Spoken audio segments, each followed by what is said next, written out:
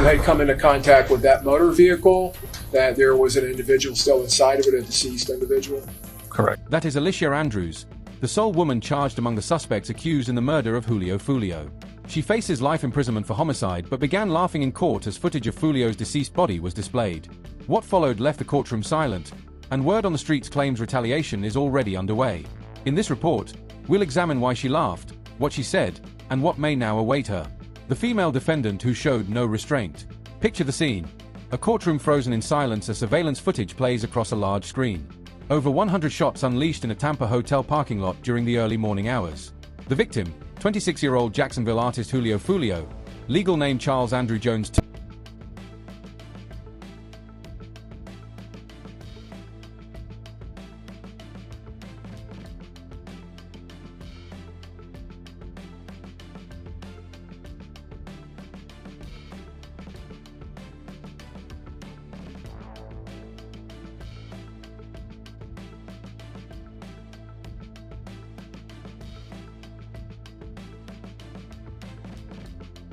The footage, captured in 4K on October 22, 2025, during the opening day of her trial in Hillsborough County Court, immediately went viral across all platforms.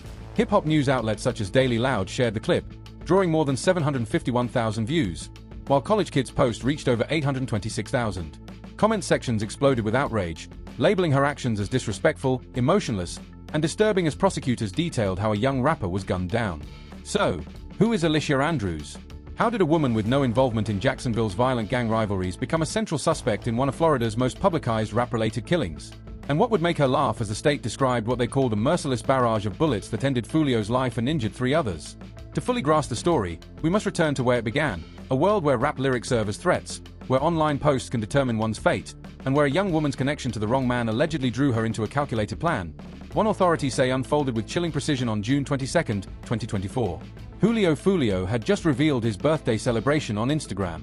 The pool party start today at 5, 6 o'clock. If you already got the address, pull up, man. You got the address, pull up. If you need the address, DM me right now. The pool party start at 5, 6 o'clock. A decision prosecutors claim might as well have marked his exact location for his enemies. The 26-year-old rapper, who had already survived multiple attempts on his life, was in Tampa celebrating, far from his Jacksonville roots, where an ongoing feud between his 6-block crew and rival factions ATK and 1200 had raged for nearly 10 years.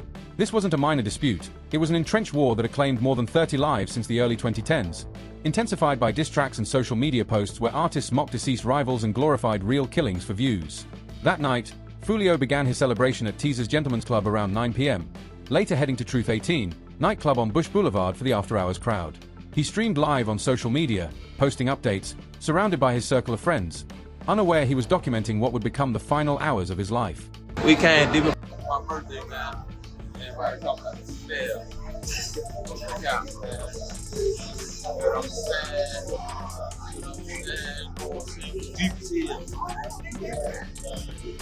We deep as hell, 20 deep. Roughly 200 miles away in Jacksonville, 5 individuals had already launched a detailed plan.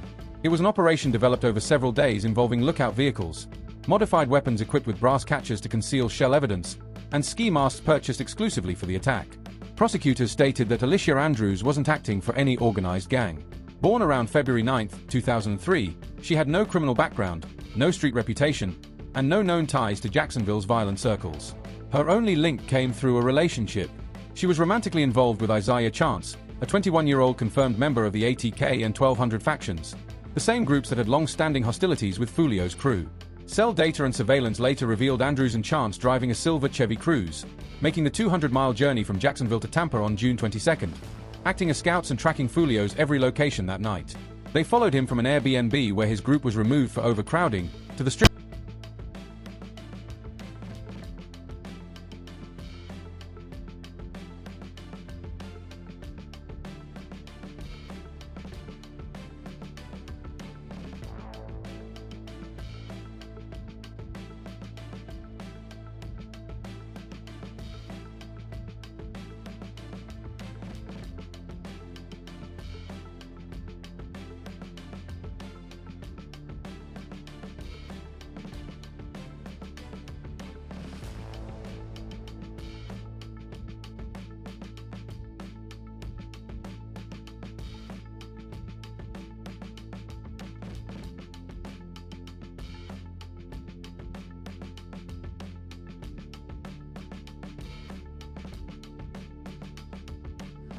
Alicia Andrews.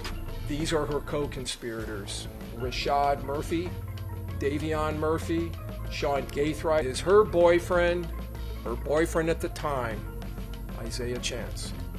These were the 5 conspirators. This ruling effectively removed one of Andrews' strongest defense strategies, forcing her attorneys to claim she had no knowledge of the planned killing and that her presence was purely coincidental rather than conspiratorial. After being removed from their original Airbnb for exceeding the guest limit, Foolio's entourage checked into Home 2 Suites by Hilton on Kinley Drive near the USF campus around 4:30 a.m. on June 23. Foolio sat in the passenger seat of a Dodge Charger driven by his associate Xavier Edwards, with close friend Gino Norris seated in the back. 2 other vehicles carrying members of his circle pulled up under the hotel's covered entrance. What followed was captured on several cameras, including Tesla Sentry Mode, which recorded the event from multiple perspectives. The prosecution's opening statement described the scene as pure chaos. A plot that had been hatched between them with every single one of their collective evil intentions directed into one common purpose, one common goal: the premeditated murder of Charles Jones. The Silver Cruise, with Chance behind the wheel and Andrews in the passenger seat, made a reconnaissance pass by the hotel, performing a U-turn and circling back. The movement of this car proved critical. Prosecutors asserted that Andrews and Chance provided the shooters with final confirmation of Foolio's exact location. Moments later, 3 masked gunmen exited the black Impala, identified as 18-year-old Sean Gaithright, 30-year-old Rashad Murphy, and 27-year-old Dave Murphy. Dressed entirely in black, faces concealed with ski masks and balaclavas, they opened fire with what prosecutors described as a storm of automatic rifle fire. More than 100 rounds were discharged from rifles chambered in 5.56 and .300 blackout calibers, along with a Glock 90 modified for full auto fire. Moved rapidly into their pre-planned positions, into their firing locations, and then they immediately unleashed a hellish onslaught. The rifles were equipped with black mesh brass catchers, attachments designed to trap shell casings and eliminate ballistic evidence. Only 31 9mm casings from the Glock were recovered, despite the overwhelming barrage that shredded the Charger's hood, windshield, and doors. Foolio sustained multiple gunshot wounds. Bullets pierced his heart, lungs, aorta, liver, and muscles. Xavier Edwards, fighting to escape the ambush, drove the damaged Charger along the side of the hotel, but the injuries were devastating. Edwards himself was struck, as was Gino Norris, who took a bullet to his upper right arm. In a nearby Nissan Altima, Kamaya Bentley was hit in the arm after 2 rounds penetrated the rear window. The entire assault lasted only seconds, an efficiently executed, military-style attack that left Foolio dead at 26.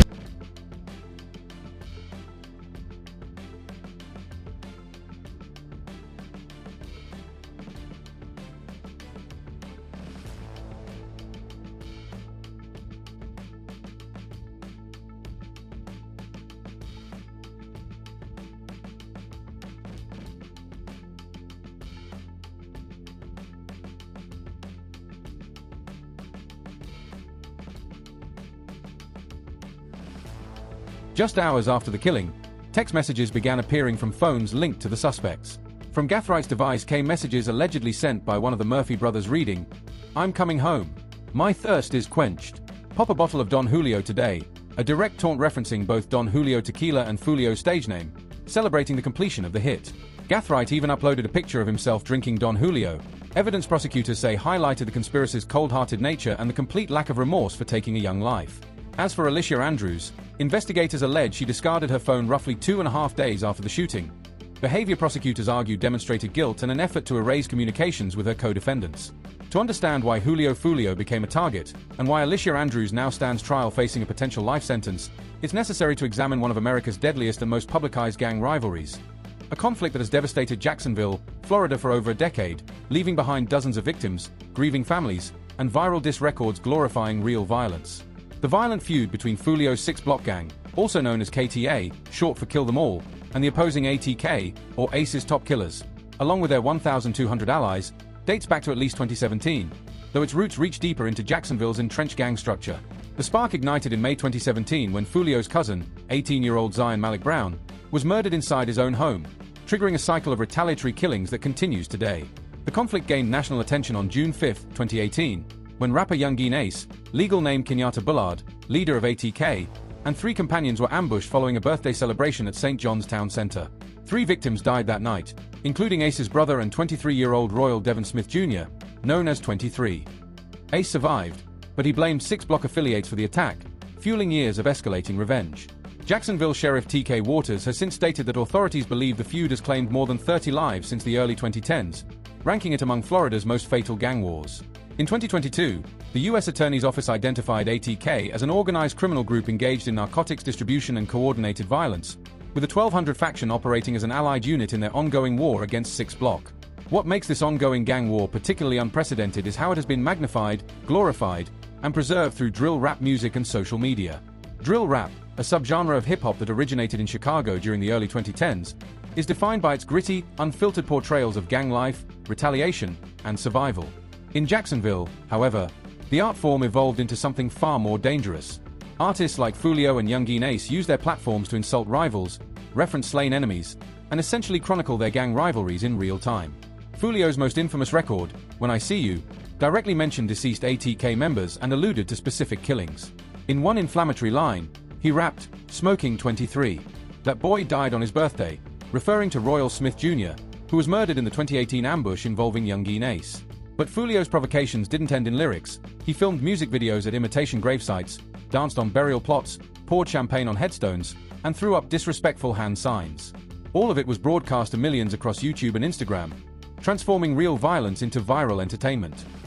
Mr. Jones, you will see in the evidence, not only produced this music, he produced music videos. Videos where he would travel to the gravesides of these individuals, or a graveside that was used in lieu of their graveside, and do things during the video like lay on their graves and sing around their graves and use sarcastic lyrics, pour champagne on their graves, rubbing it in the faces of ATK and 1200. ATK and 1200 responded just as aggressively. Young Ace's 2021 viral hit Who I Smoke, which sampled Vanessa Carlton's 1,000 Miles, became a cultural phenomenon for its catchy melody, yet its lyrics mocked slain 6 Block members by name, celebrating their deaths in the ultimate act of disrespect. Within 48 hours of Foolio's killing, Young Ace released another track containing lyrics that seemed to mirror the details of the Tampa ambush, referencing 5 in the Morning and Mr. 6. This served as further proof of how deeply intertwined the music and real-world violence had become. Perhaps the most brazen act occurred in late 2023 when Foolio and members of his bully gang crew filmed themselves at Royal Smith Jr.'s gravesite, posing mockingly and posting the footage online. The incident, viewed by many as the height of disrespect, provoked members of ATK and their allies in NHG, the No Hospital Gang, to vow retaliation, reigniting a surge of violence that had briefly subsided. The toll of this ongoing conflict has extended far beyond rappers, claiming the lives of young affiliates, bystanders, and even children caught in its deadly cycle.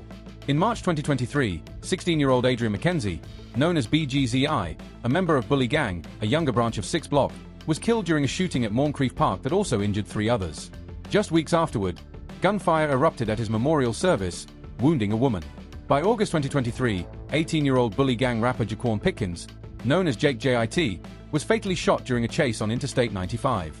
His death was soon mocked in diss records released by ATK affiliates such as Whopper Whip Da Chopper. In October 2023, ATK rapper Antonio Tilly Jr., known as Tilly, was killed in what prosecutors believe was a setup involving an Uber driver, with investigators alleging a $20,000 bounty had been placed on his head. 2 months later, in December 2023, 21-year-old Bully Gang rapper Julian House, also known as Rico Osama, was gunned down outside a recording studio, with 2 others wounded in the attack.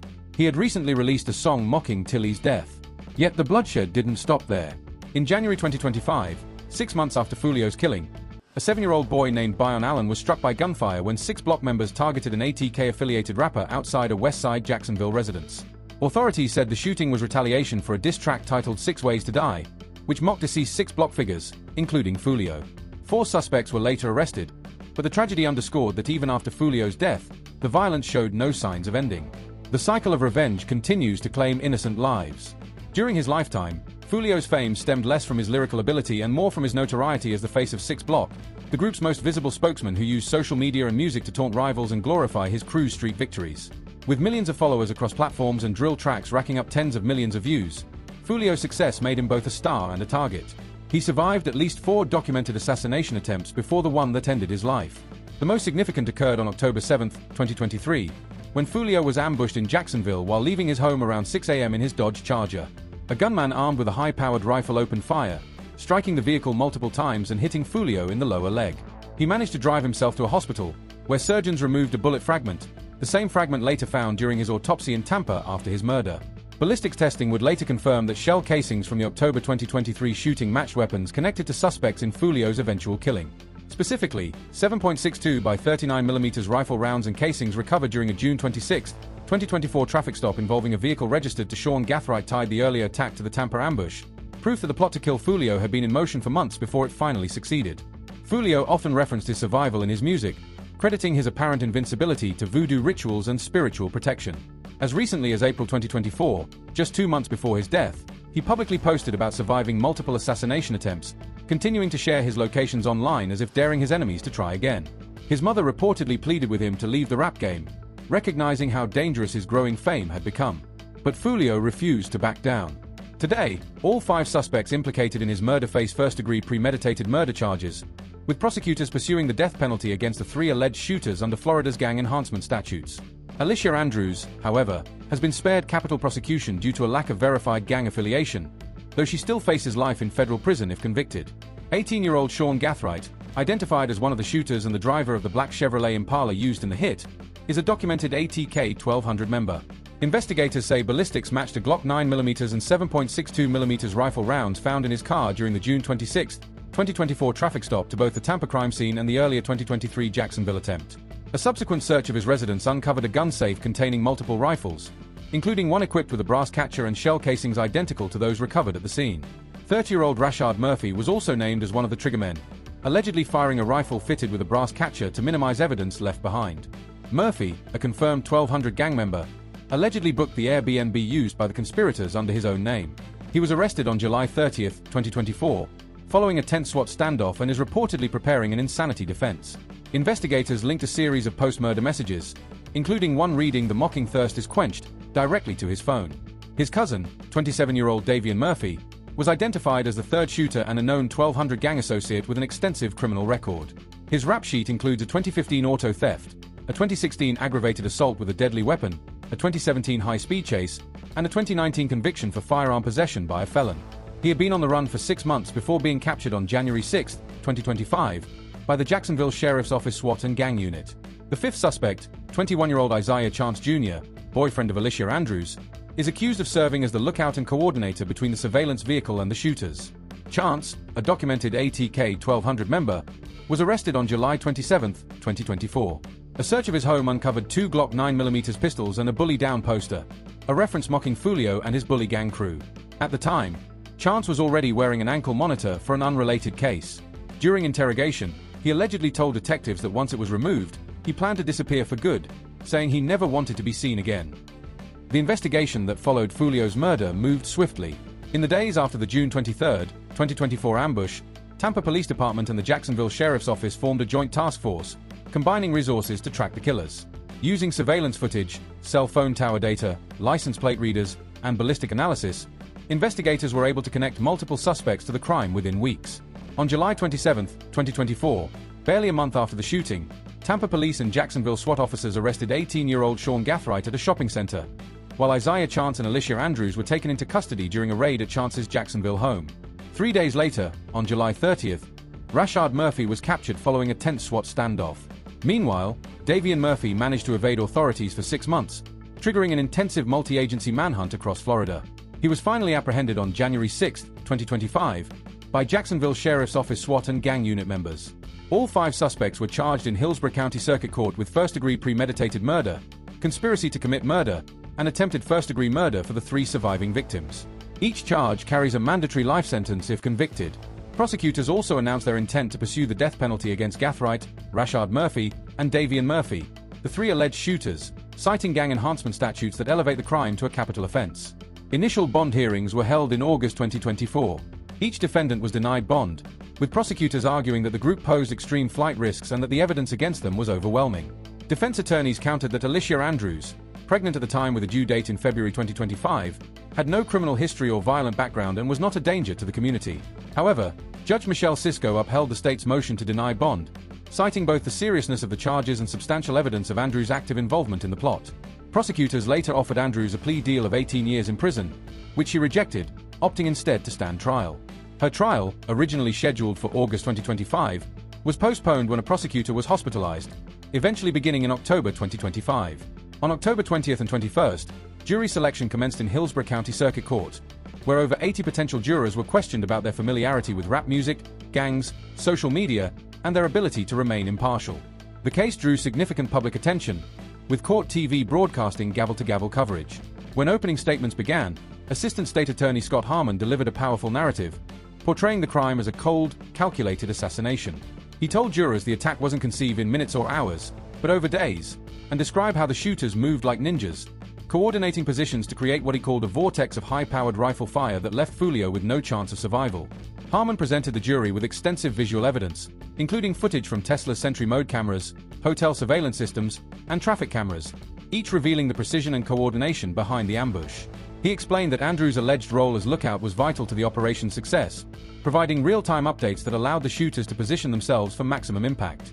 Under Florida's law of principles, prosecutors argued that Andrews didn't need to fire a weapon to be guilty of first-degree murder. If the jury concluded that she intended for the killing to occur and took actions to facilitate it, she would be legally responsible for everything her co-conspirators did. The state's case was aggressive and methodical, painting Andrews as a knowing participant in a deadly conspiracy. But the defense pushed back hard. Defense attorney Lyle Malcolm portrayed Andrews as an outsider to Jacksonville's gang underworld, a young woman manipulated by her boyfriend, Isaiah Chance, and unaware of the true nature of the events unfolding around her. He emphasized that Andrews wasn't dressed in all black like the gunman, wasn't masked, and made no attempt to conceal her identity. Evidence, he argued, that she had no intent to participate in a murder plot. The defense maintained that Alicia Andrews had cooperated fully with investigators from the start, claiming she told detectives everything she knew. Prosecutors, however, countered that Andrews gave multiple inconsistent statements, several of which were directly contradicted by cell phone data and surveillance footage. Defense attorney Lyle Malcolm also raised questions about the experience of lead detective Juan Ramos, emphasizing that this was Ramos's first homicide case after only 4 months in the unit. Testimony on the first day of trial included several partygoers who had been with Foolio that night. They described scenes of chaos and panic as bullets tore through the hotel entrance. One witness, who had previously dated the brother of a rival gang member, admitted to fearing RICO implications from taking the stand. As of October 24, 2025, the trial was expected to continue for at least another week, with both sides preparing to present forensic analysis, cell phone mapping, ballistics reports, and expert testimony regarding gang affiliations and motivations. Andrews' trial marks only the first phase of this sprawling criminal case. Her proceedings were severed from those of the 4 co-defendants due to her lack of gang membership and the state's decision not to pursue the death penalty against her. The remaining defendants, Isaiah Chance, Sean Gathright, Rashard Murphy, and Davian Murphy, are scheduled to face a joint trial in April 2026. Following Foolio's murder, Jacksonville Sheriff T.K. Waters and Tampa Police Chief Lee Burkor placed their agencies on high alert, ramping up surveillance of rival sets in an effort to prevent retaliatory shootings. Sheriff Waters publicly warned that his department would employ both covert and overt monitoring to disrupt any potential revenge attacks.